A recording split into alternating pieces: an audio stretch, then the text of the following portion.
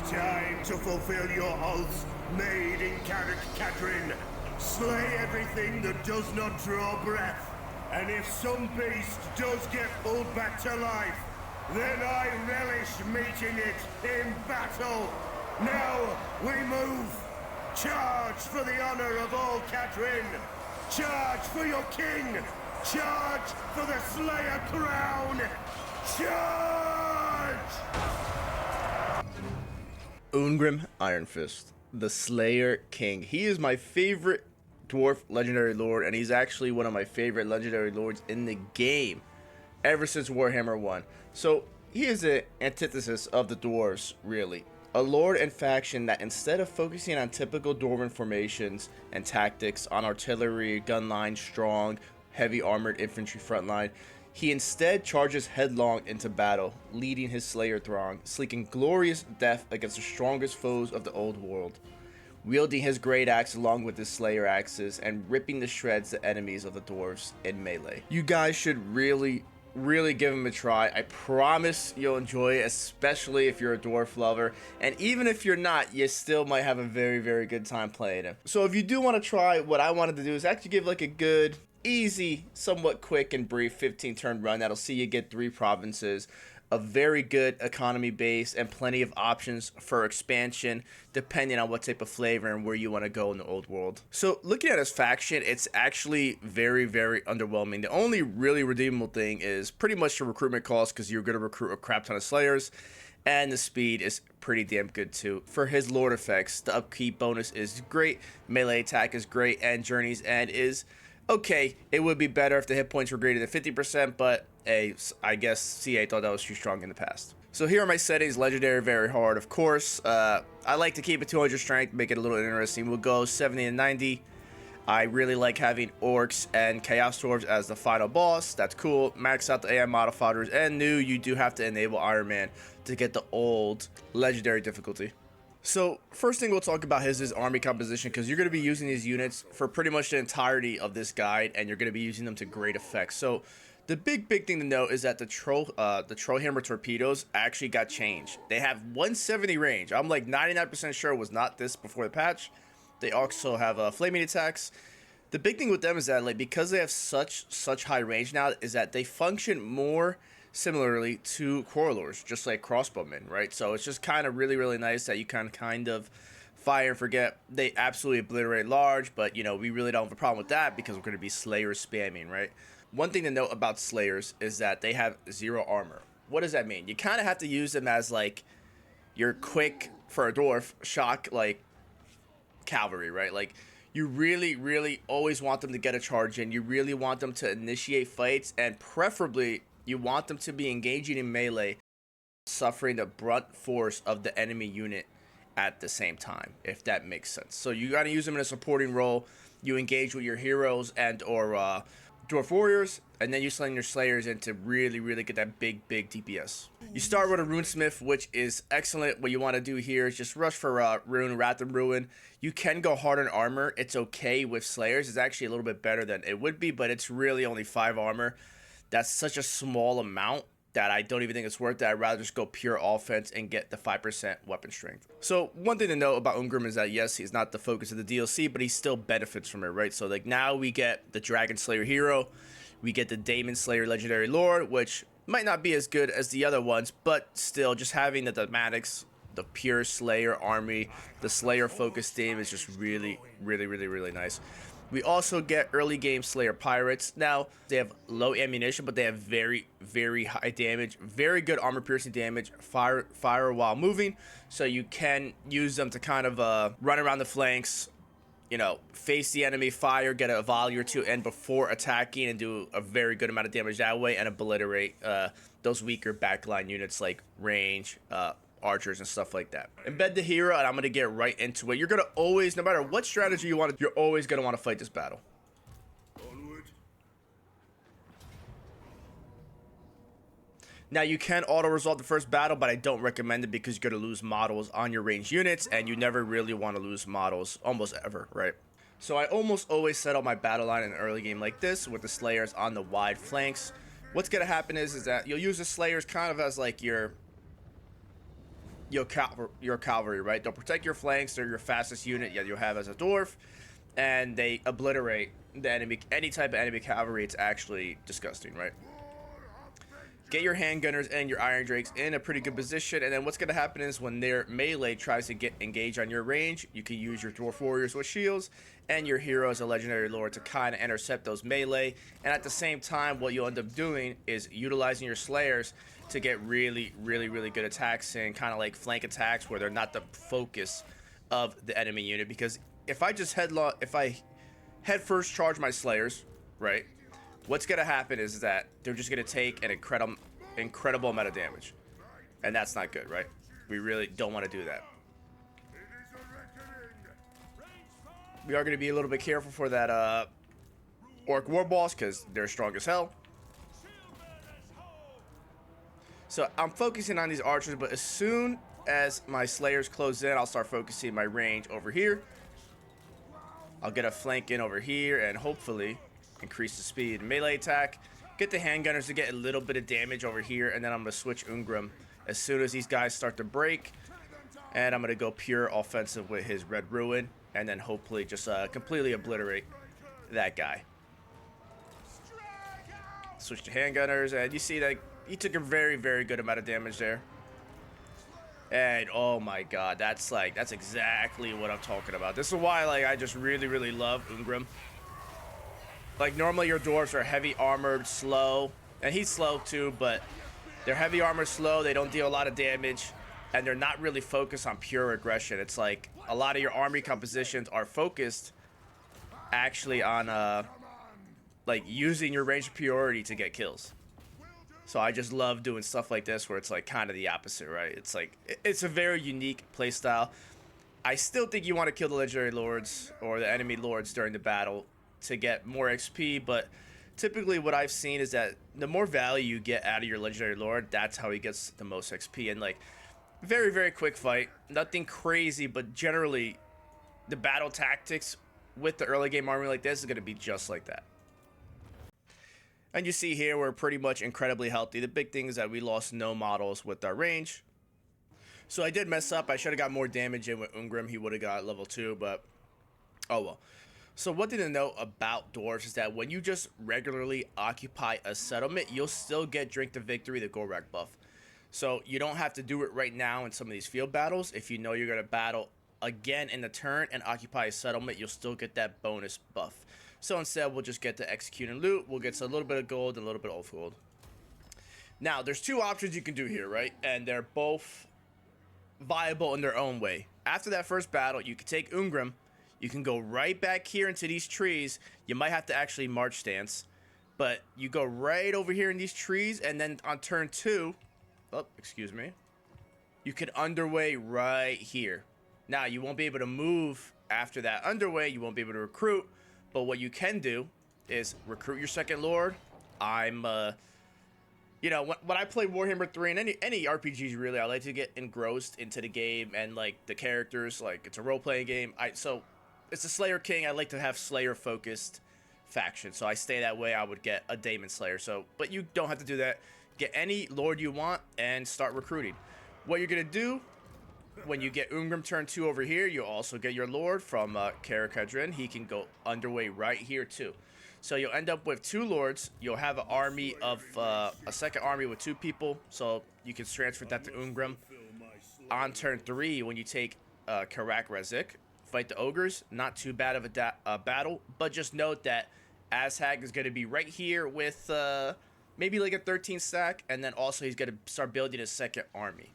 And all you're going to be able to recruit here is Dwarf Warriors, which is absolutely fine. But you can go this route if you want to. And then what you'll do here is you'll start fighting Azhag, take him out super early, and then you'll just conveniently go north to Karak Ungur, and then take the capital. And then you can come back here and start fighting Red Eye again and finish them off. So that is option number 1. Well, let's say that's option number 2. The more normal option is to take Nashrax here, and then you'll start fighting Red Eye, and then you go down here, and then by turn 5, you'll have complete control of these 2 provinces up to Grand Peak with very little casualties and some good levels with your...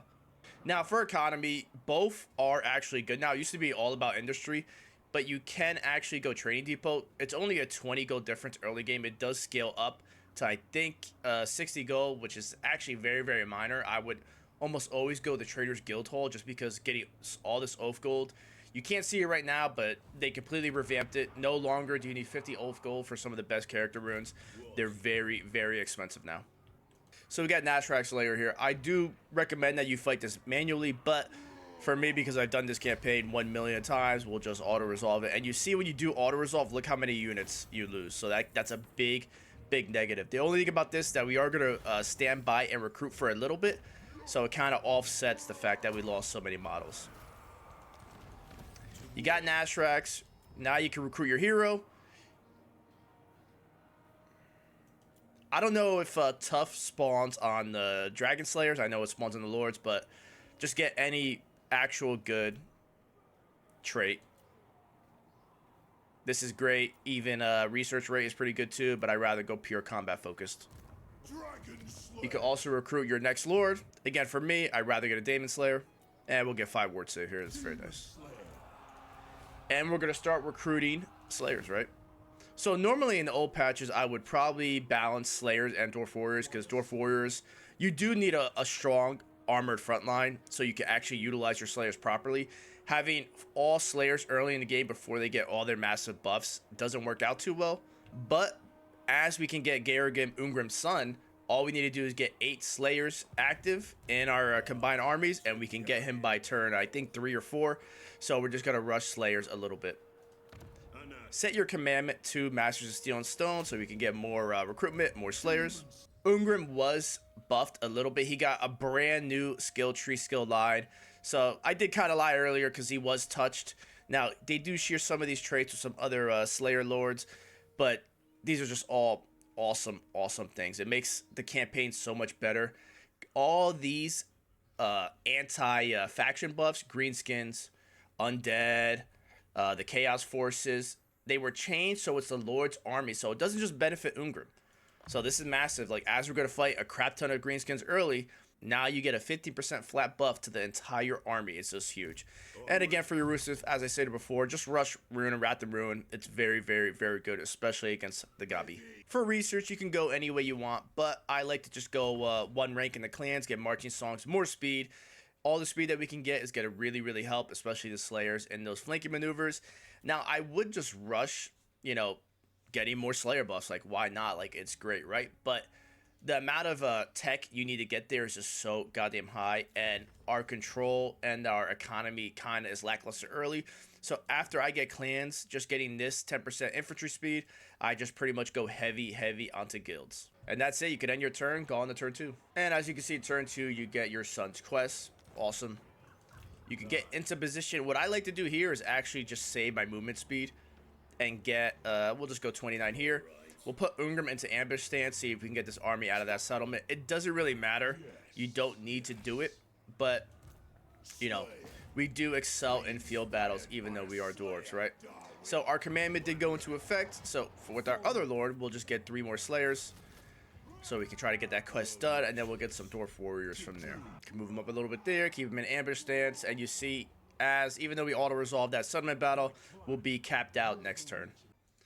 Now, this is pretty deterministic because I've tried this specific ambush strat, like recruiting, so many times, and every single time it works, right? Now, if you want to stack wipe, I recommend just doing the ambush here because the ambush bonus with auto-resolve is massive. And for the sake of time, I'll just auto-resolve it too so I can stack weight them, clear that out, and let's see how our losses are. 148. We lost a decent amount. So we will replenish here, try to offset that a bit. The ult goal is really, really, really, really good. In the ideal world, you would have manually fought this, get all that juicy oath gold, but don't want to take too long with this. We got Slayer War, which is huge. One of the best things to do. And you see here, like, it's almost comparable to Dwarf Warriors, how cheap the Slayers are. You could transfer those Slayers to Ungrim's army, and you're going to recruit 1 more Slayer, and then you'll go 2 Dwarf Warriors. Again, you do need Warriors just because you have a heavy armor with a good missile reflect, and to kind of engage and take the brunt of these melee fights so your Slayers can get into a good position to flank and focus on dealing damage instead of absorbing damage. Now, as we level up Ungrim, I always try to get all the unique skill lines that he can get. But before that, I normally just rush Grimnir's Hires. It's just so goddamn good. The Slayers just get out of control with how much buffs they get with Ungrim, Ungrim's son, and more Slayers. So with this, keep your second Lord here, get that last Slayer for the quest, and you can push on the Fallen King Mountain. Another decisive victory. I must fulfill my Now, you don't have to recruit here. You can if you want to, but your economy will get a little bit low. Normally, I do not get Slayer Ward by now. So that is a big factor because now I have 20% less upkeep on my Slayer. So that really, really helps. I can recruit a little bit more here. I'll be at, where will I be? 18, so I can get 2 more units. Well, really 1 more unit because I am going to get Garrigim in here. So I'll just get another Dwarf Warrior. And that's that. Well, actually, if you really want to min-max, just get rid of the Dwarf Warrior here. Get another Dwarf Warrior here so you can change the commander right now. And you can go to either growth or control one. One thing about dwarves is that control is very important because you lose a lot of growth comparatively just from getting good control where you get good growth. And it's just kind of like tough. But again, it's like legendary. So you can just deal with it. I'll take the construction costs and the growth because I will be getting a population surplus. So save a little bit of money where we can in the early game. And that's turn 3. Now you get Garrigim. He is absolutely incredible. He's more of an actual Slayer with 0 armor. Now, his weapon, the Axes of Kadrin, give a special ability, which is this huge buff right here. And he gets Hurricane of Death. Hurricane of Death is just nuts.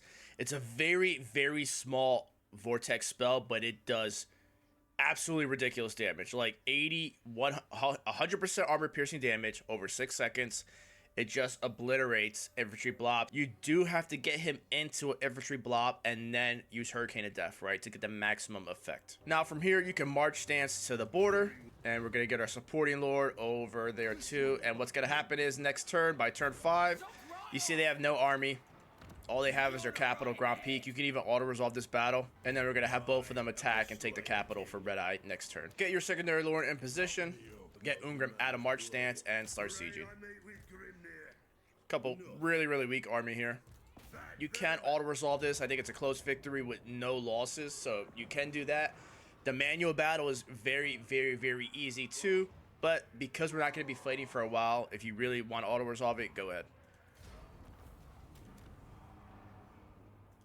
Build the unique growth building here. The pasture is very, very good. And that's it for turn 5. You got 2 provinces, you know, getting some momentum, and then here comes the tricky part. You also get the Slayer Crown quest, which is very, very, very easy. The only thing you have to be careful for is the flank dragons, but because we have so many Slayers, good front line, this is an absolute joke of a battle. It's very nice to do early because you can get a bunch of grudges too and increase your Age of Reckoning. That's also why I recommend manually battle it, because you pretty much can be fully replenished right now actually. So going back to the overall strategy, right? You got 2 options here. You have a very, very greedy option here to attack Skarsnik, help out Thorgrim, and then you get this absolutely bonkers province with a bunch of income here. But there is a drawback because even though Thorgrim isn't at war with them right now, he's not at war with anybody. And Skarsnik is only at war with the 8 Peaks faction, the Rebellious. And what do you think is going to happen next? They're going to go to war the next couple turns. So the big problem with going down this route is that going to Mount Gumbad, number 1 is that I've never seen Thorgrim lose to Skarsnik, right? I have 15 or 16 campaigns in the first 15 to 20 turns, and I have never ever seen him lost. In old patches, sometimes he would get rolled over, so I was always going this way, right? Lately, he seems to pretty much be pretty aggressive and have no problem with Skarsnik. Now, what's going to happen is that you'll get Mount Gumbad 100%, but if you can't get control of the whole province, it's very, very hard to get this to T3 and really start to develop it. So that's a big, big issue. It's not reliable, right? And in a new player guide, I kind of want a very reliable early game, strong position. And even with that said, you do open yourself up to all this mess over here with more Chaos Dwarves, Rictus, and you don't have the time or the economy to support a second army at this southern border to really deal with that. So I think the actual more reliable route is to just go all the way back. You do lose like 2 to 3 turns getting over here, but to actually deal with Aztec, because he can get really, really out of control early game, because he is going to get a wall in about 3 turns or 4 turns here. It's faster to get over there in March stance, and we start going, taking the long trek back. We do get access to old gold. I don't recommend using anything. The big thing to note here is that we got a huge buff. It's not, is it tankered? Yeah, it is tankered. So liquid fortification, they changed it to dwarf beer so you can reliably get the regen on your own without trying to get, I think, Kislev or the Empire or whoever gets this goddamn clay province over here. You could just get it on your own. It's so nice. So again, with that said, turn 6 here, end the turn. Turn 7, we'll go over there. We're actually going to fight the quest battle next turn because we'll be fully replenished, and I'll talk you guys through that one. All right, turn 7, so we're going to keep going up. We're going to fight this quest battle. Make sure he is out of March stance, or else you can't teleport over there. Continue building up your provinces, and we can get a skill point, and we'll go over there in a second.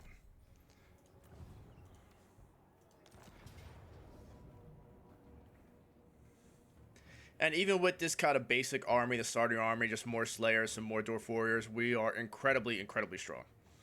And a big thing is getting these 2 heroes. It's huge with this patch, man. It really is so nice.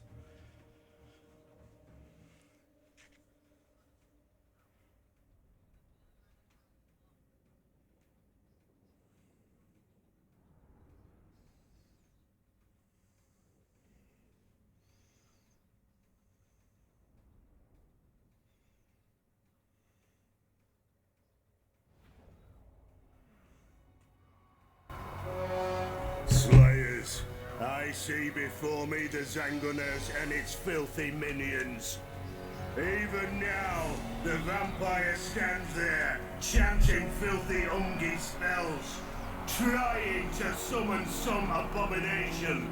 It is time to fulfill your oaths made in Carrick Catherine. Slay everything that does not draw breath, and if some beast does get pulled back to life, then I relish meeting it in battle. Now we move. Charge for the honor of all Catherine. Charge for your king. Charge for the Slayer crown. Charge! Yeah, so enjoy one of the best quest intros in the game. Nothing comes close to that. Like, well, that's a lie, but, you know, it's still one of the best, right?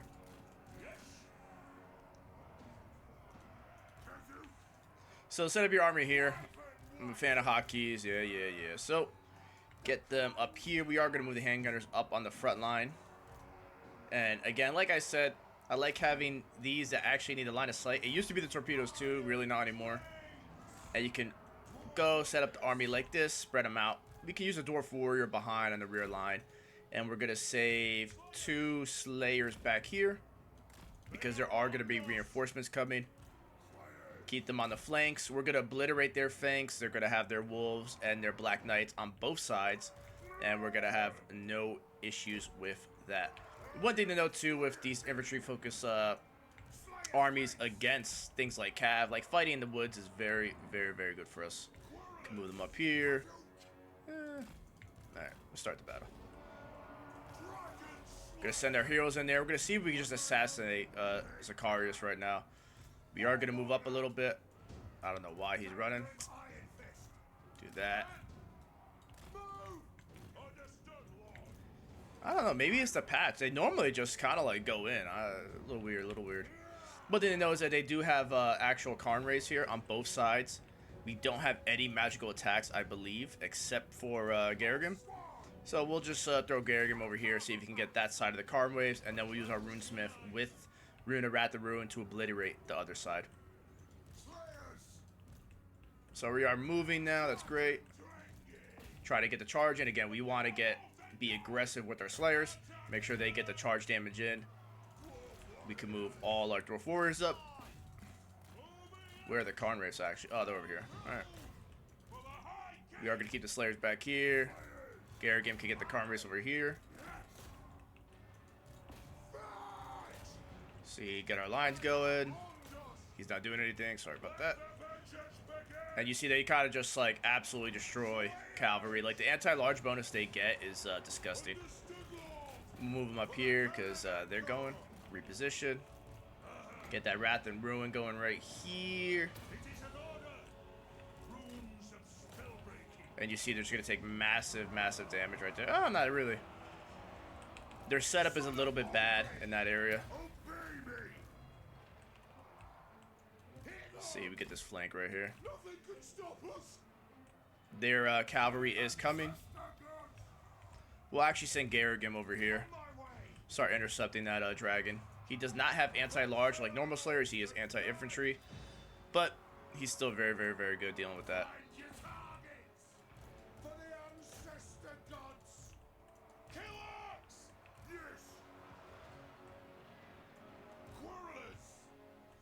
And we are going to spin them around right here. Start dealing with that dragon and the bats. It's a very easy quest battle, as you can see.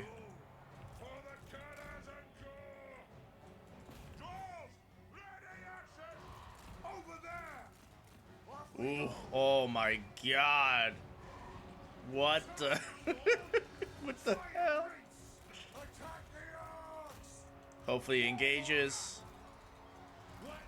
Use our bats to protect our torpedoes over here. Ironfist, my oath calls.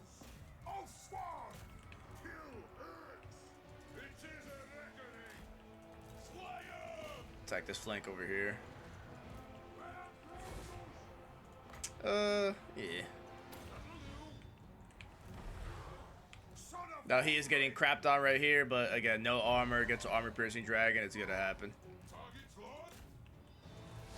If my torpedoes can back off a little bit, that would be great. So we'll just back him off here. No big deal. He's getting obliterated by these missiles.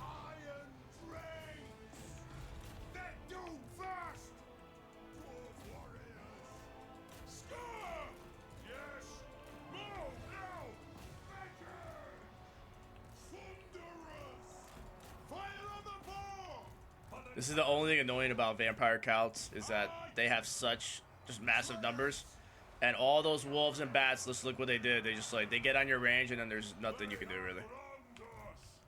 Oh well. Could have positioned more. I shouldn't have gone so heavy on this right flank, but it's okay. Not a big deal. And I'll try to show off his the whirlwind of death over here. This blob. As long as I don't lose them, it's fine. You lose one Slayer, no big deal. We just recruit them. They fulfilled their oath. So what they know, Garrigan, do push him in here, and then you'll see like how small the actual... Oh, it's not even up yet. Wow.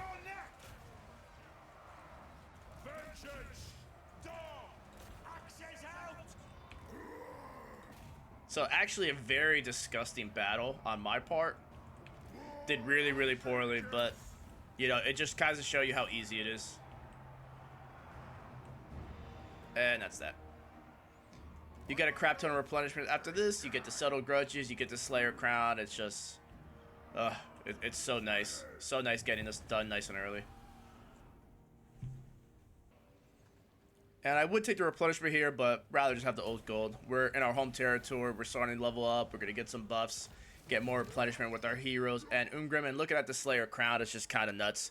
We get more armor. The Ward Slave is great. The recruit rank is great. Melee attack, melee defense, and control. Just very, very, very good item.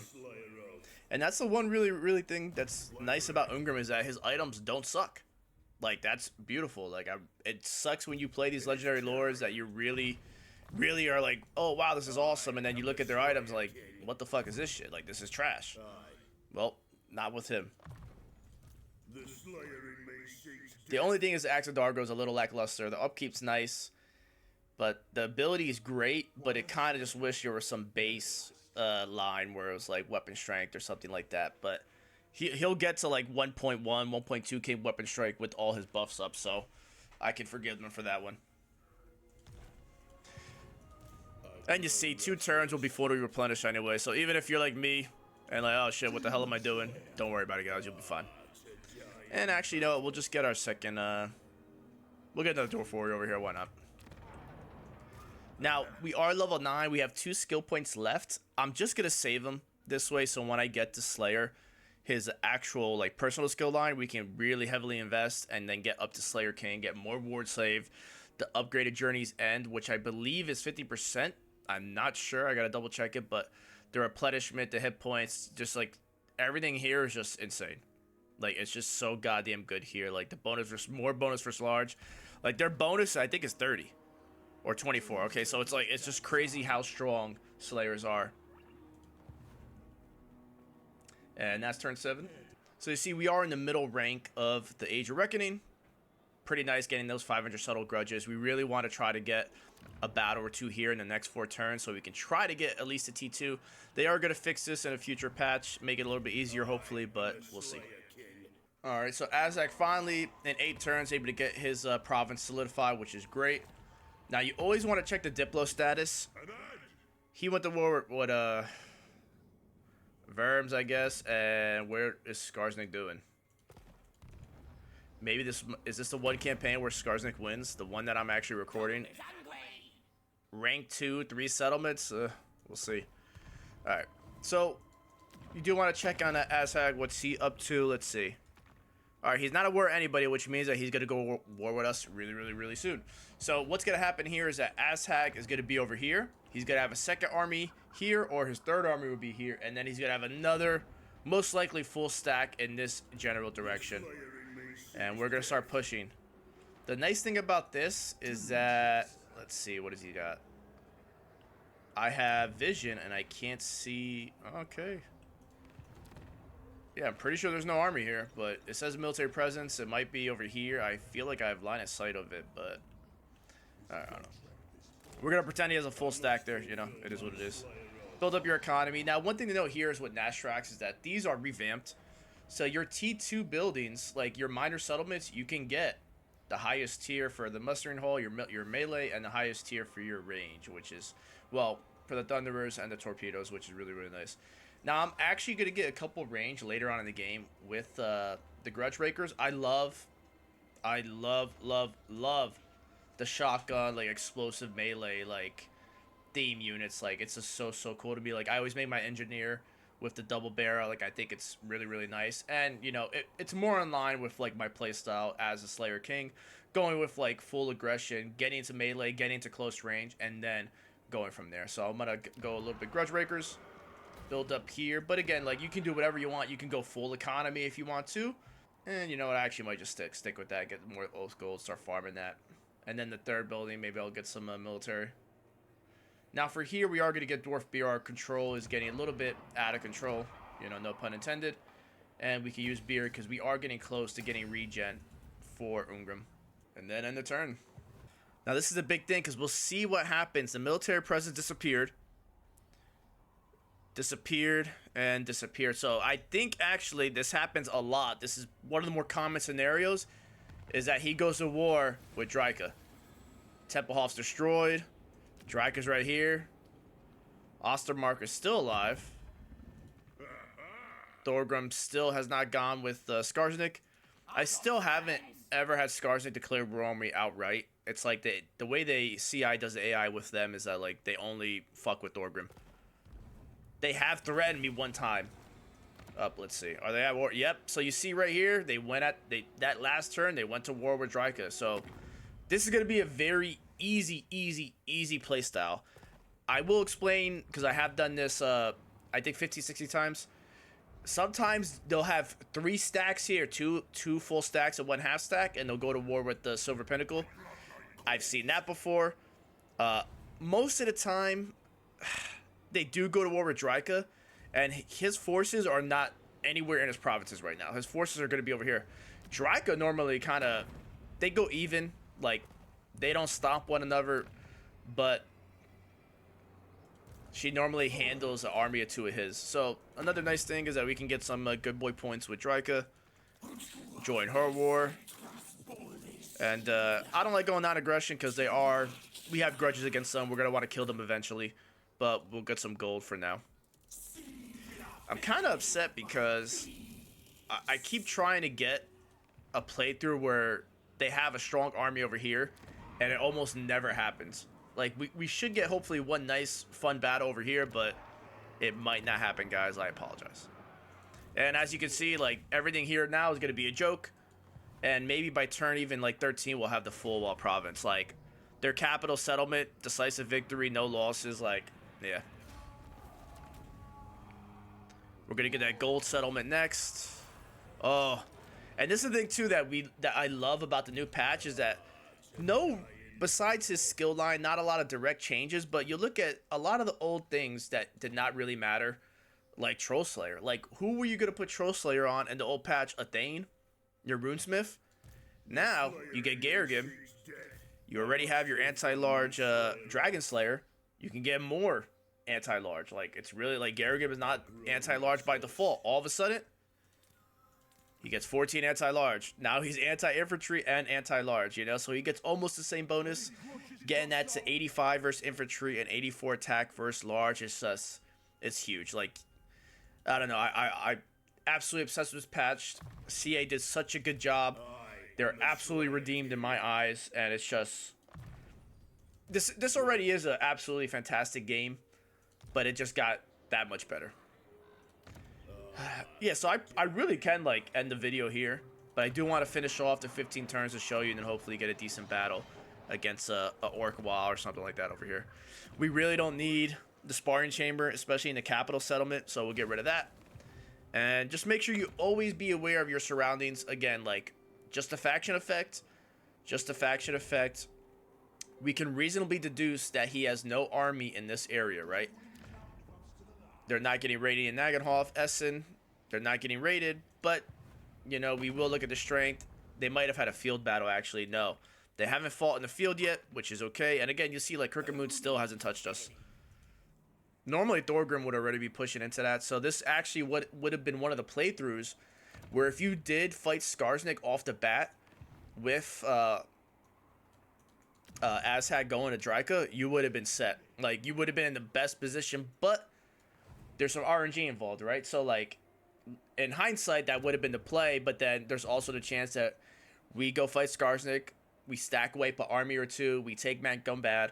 All of a sudden, Thorgrim, not at war with anybody, sees that they're weak, and the strength differential is massive, and then he comes in, and I don't want to say steals, because he's a high king, you know, but he takes the high place, and all of a sudden we can't get the full province. So it's like a little bit of RNG. That's why I like to recommend this. A little bit more deterministic. The only real RNG in this kind of strategy is whether or not Bone Rattlers goes to war with Strika, and then whether or not he's going to have some stacks here. That's really it. And that's turn 9. And let's see, before we move up, okay, so now we got some military presence. He probably recruited a lord. Got somebody over here. Are they getting raided? They are getting raided, so Azhag's probably over here. I really hope Dryka does not stack wipe him, because yeah, here we go. They lost the fight. God damn it. So it's easy for us, but it does suck because I really do want to fight him and kill him because he has a great defeat trait. Oh well, this happens more. Oh. All right. Yep. No Azhag. Can I reach him? No. All right. So if we can't reach, we'll just go into ambush stance, see if we can catch him coming out, leaving a little bit farther. He's got no heroes to hopefully bring us out. Use our second lord to bait. It's just like, this is like the typical strategy early on in the game. And let's see, follower, toughened skin. Yeah, that's far and away the best one. All right. See, build up, provinces. Nope. All right. And that's turn 10. Again, 2 more levels until we can get our nice skill line for Ungrim. And we'll end the turn. All right, can we get a trade agreement, brother? That's right. Give me that 26 gold. Here we go. And he got the wad now. He came out. He's going to attack the other lord. Close victory, medium. Ooh. God damn it. Did we really take that much damage? Ugh. Come on, man. I don't really do the control large army shenanigans. I don't care. You know, legendary is not too hard. At least in my opinion. And I'm not some god gamer or super tryhard dude. I'm just like some old guy that enjoys playing video games. So I will show this battle because it should be kind of fun. Oh god, what the F is that? What? Oh my, come on, bro. We might not win this. What the? Yeah, so I don't know what's gonna. Oh my god, I'm screwed. They're gonna cheese us. This is what we do to the AI sometimes. Oh man, so at least in Warhammer 3 you can move it, so Yeah, if we go that route, even as like a primarily melee, I actually think we die. Like, we're gonna completely lose our range superiority. Our Slayer's gonna just take a massive damage on the initial charge, and it's gonna be impossible. So, because they have no artillery, really, we don't have to even worry about like rushing them. We can just play it slow, set up our Slayers. I'll fast forward this in Da Vinci. Oh man, that's funny. I haven't seen that in a while. I have not seen that in a while. Hopefully they don't just rush me right now. Hopefully I can hide in here. Let's see. Oh lordy. That was funny. This is why I love the Dwarfs too, because normally it'd be like, oh my god, a Ragnarok spider. We don't give a shit because we have Slayers. He's pushing us now. 30 seconds. Is this going to increase? 30. 30. Alright, we got some room here. We got some room to set up. Yo, he is collapsing so fast. What in the F? Alright.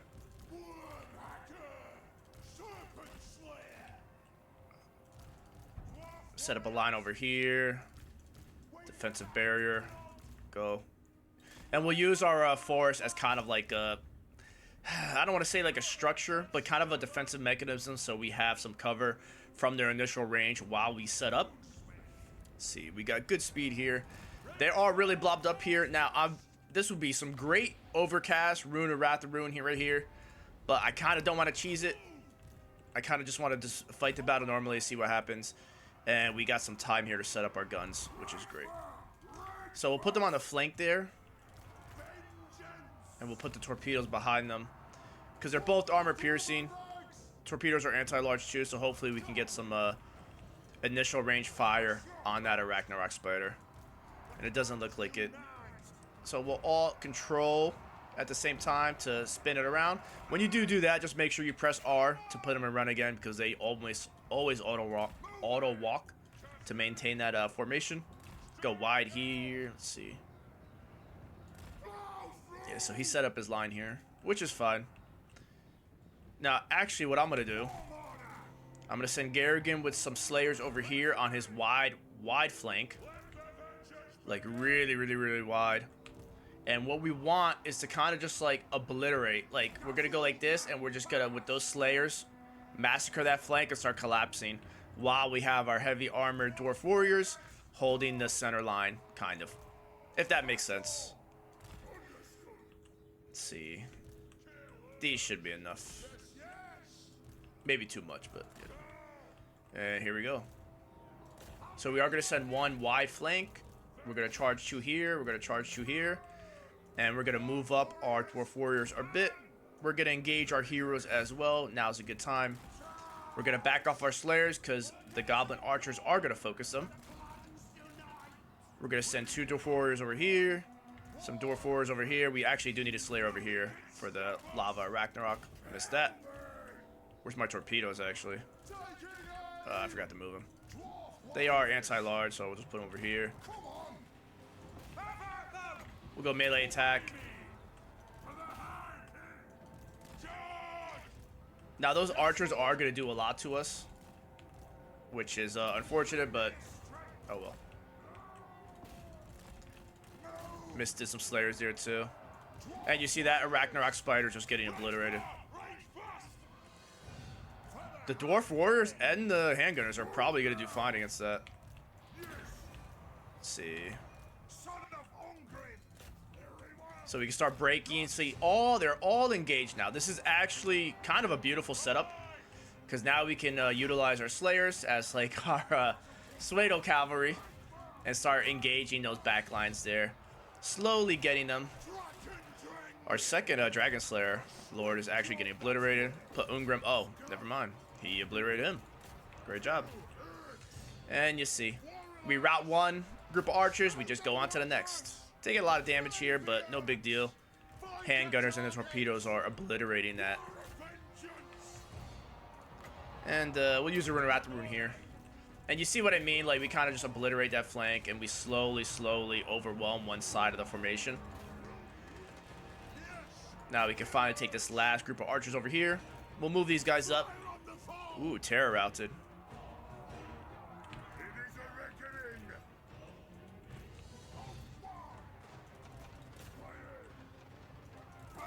Oh yeah, beautiful. It is a shame that we did not kill it, because he's good after this battle. He's gonna go into his territory, and then he's just gonna pretty much get a bunch of replenishment, which kind of sucks. So that right side of the formation didn't collapse as fast as I would have liked, but it's okay. Take this last goblin archers over here, and the battle's pretty much over. But you see what happens there is that we kind of like form lanes for our slayers to maneuver in the center. They aren't cavalry, right? Like, they're fast for dwarves, but they're, no matter what we do, they're not cavalry, right? They're not gonna play like cavalry. They're not gonna be able to just completely go around the whole formation in light speed and just completely obliterate it, right? Like, but we use what we can, and you kind of see how like that works, and that's why like the dwarf warriors, even as a Slayer King, you still really want to use them, guys. Like, you really, really, really do. And in this situation, we do actually want to... oh, don't want to lose them. Don't want to really use models. We are in our own territory, so we are going to regen. But in a situation like this, yeah, you really still want to try to get as much as you can with the minimal losses. We'll clean it up. I'll fast forward this. Try to get as much as you can, and like, that's a pretty decent battle, you know. They had some threats. They didn't have anything really crazy. The lava arachnarch spider, even like not slayers, like just having my dwarf warriors, even though they terror routed with armor piercing support, like they just obliterate that spider. So decent battle. All right, looking at the after battle, like you see how much value all these units, like, ooh, really good gold value on those handgunners and the torpedoes. Ungrim did good. I actually really, really like it, because it feels like a little bit more intuitive to play as a Dwarfs now without just rushing like the Mortis Engine rune and doing hero cheats and stuff like that. It feels a little bit more natural. And again, I'm not a big fan of just like cheesing the game. It's not necessary. This isn't really like Warhammer 2 before like a lot of the nerfs. And we got Gorm. Is that T2? Yes. Awesome. Awesome. And that's all because we got that quest battle out of the way pretty early. As of now, we are on the second hotfix. No grudge fix, no grudge nerf, so I don't think this is ever worth it in my playthroughs, because you delay 10 turns and then you need 20% more, and that's how it gets out of control. Just get a new age. Eventually you're gonna be at low age of reckoning, but it is what it is. So another big benefit is we get grudge units, right? So let's see. These are all absolutely fantastic. We have pretty good income now. I'll actually... Let's see. See, they're healthy, or I'll just do this. But they're rank 15. One thing to note here is what I should have done is kind of manipulate it a little bit and try to get them... try to get this Bronx unit up into rank 4. But it's whatever. We'll just replace it with the 0 cost Grudge Slayer with Armor Sundering. So, like, it's just nuts, man. Like, you can go more here and just get, like, an absolutely insane army. But I like to stay... I'm going to say a little bit cost effect... Yeah. I'm going to say a little bit cost efficient right here.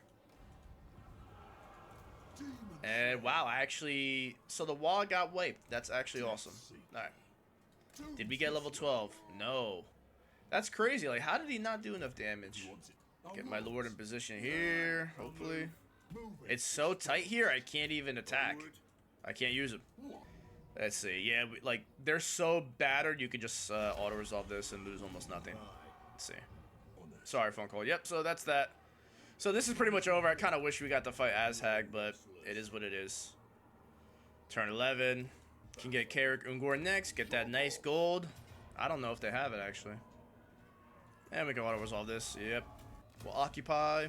I don't think loot and occupying or sacking is worth it, really, right now. Like, what's the point? Because, like, control is such a big deal. Runesmiths are awesome, as you can see, especially for our regular slayers who don't have armor piercing. Damn, we're still level 11 here. It's a shame. Actually, we can get the last point in Grimneers and then we'll have enough, because we don't need Demon Slayer right now. And you'll see that's that. Like, they're screwed. Kislev is right here. Hopefully we can trade with them. Build up the rest of your economy. Ooh. That sucks. I really wish we go to... Damn, hammers are tier 3. What the F? Oh my god, this is ridiculous. Like, the dwarves are fucking good, man. Jesus. Alright, so we're going to replace that with gold. Why not? And then we're going to finish off the bone rattlers over here. It does suck that we didn't get, like, a big field fight with Aztec, but hopefully the other one was decent enough for you guys. So by turn 13, we'll be able to have 3 provinces, good economy, good base, and then I'll explain after that what your options are. And because we have a pretty good gold reserve, we can actually build up all this now. Very, very, very nice. Still level 11, and I could have done this a turn or two ago, but the forge, we do have our beer, so objectively, the best item probably to get right now is going to be Iron Water's Tankard. It fits perfectly with Ungrim because all his quest items are going to take up the rest of the slots. The talisman here, his armor and weapon, and like 30 ward save. I'm sorry, 30 ward save plus the ward save that he gets from the rest of his abilities. You know, he gets 40 just from items and the tree. He can get more, and then you get regen on top of that. Like, he gets disgusting. Like, this guy is a fucking god, man. Like, it's so nice. It's so goddamn nice. And we'll put armor on our son. Awesome. And that's that, guys. Like, you are in a great position right now. Absolutely fantastic.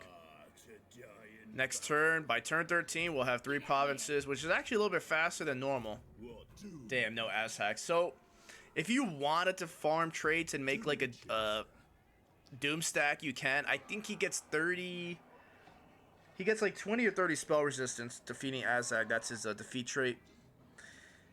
But you know, you're going to get so much ward save anyway. It's not too important. Whatever. I kind of wish I just fall him for the lore, the thematics, right? But it is what it is. And that's this pretty much going to wrap up the guy. We just auto-resolve this. Obliterate him. Close victory. And that's the video, guys. So, again, like I talked about, sometimes it might take turn 16 if Aztec goes to war with us and he has his army set up over here in this area by his capital, Kairaz Urkalaz. Is he destroyed right now? Yeah, he's destroyed. Okay. So, the faction's destroyed. We are all set. And at this point, the world is your oyster. You have a lot of options here. The benefit of this setup is that we actually have good relations with Draika. Because we just shat on Bone Rattlers for Draika as well, she's going to leave us to F alone. Draika will probably go at war with Sylvania at some point. She's at war with nobody. She'll probably attack Kislev next. And we have no trees with Kislev at this time. So that's not going to upset her. So pretty much what I'm trying to say is that your western border over here is secure, right? Vlad is never a threat to you. If Vlad ever decides to show his stinking vampire face to you, he's gonna do jack and shit because you could just recruit a lord, right? You can get some, what's it called? Get another hero or two, and then you could just get the grudge settler units, some Regiment of Renowns, and like he'll never like win a siege battle. Like you could even fight him in the field. It's not too bad. Just ignore Vlad and wipe his army, and you're set. That's it. And at this point, you're just really, really secure. This is actually the first time I've ever seen Skarsnik last. Well, you know, I think it happened 1 or 2 other times, but this is like the first time I haven't seen him get completely obliterated. But even now, if we wanted to, we could probably go down there and F with him and wipe him out pretty quickly. So we have that option. Also, if you want, you can even F with Zufbar over here. Reclaim the Carrick Angor, but Angor, whatever you pronounce it. But because they do hate us anyway, but me personally, I can never do that. There's no way I'm killing another dwarf when you have all this crap going on. And I actually think the grudge settling system really dissuades you from doing that. What I like to do, this is what I normally go, is actually go to Silver Pinnacle, reclaim this, because it's an incredible province. It has an awesome landmark, which will generate like... Oh my god, like every other turn you'll get 2 high-end vampire armies, and then by turn 8 you get like 4 or 5 like doom stacks just coming at you, and it's so much goddamn fun fighting those battles. And then, of course, you can, kill these, your lost dwarven brethren over here. And obliterate the Chaos Dwarves. And then move on to fighting, what's it called? Grimgore. And the rest of the greenskins over here. Fight some ogres, too. Hopefully meet Imric.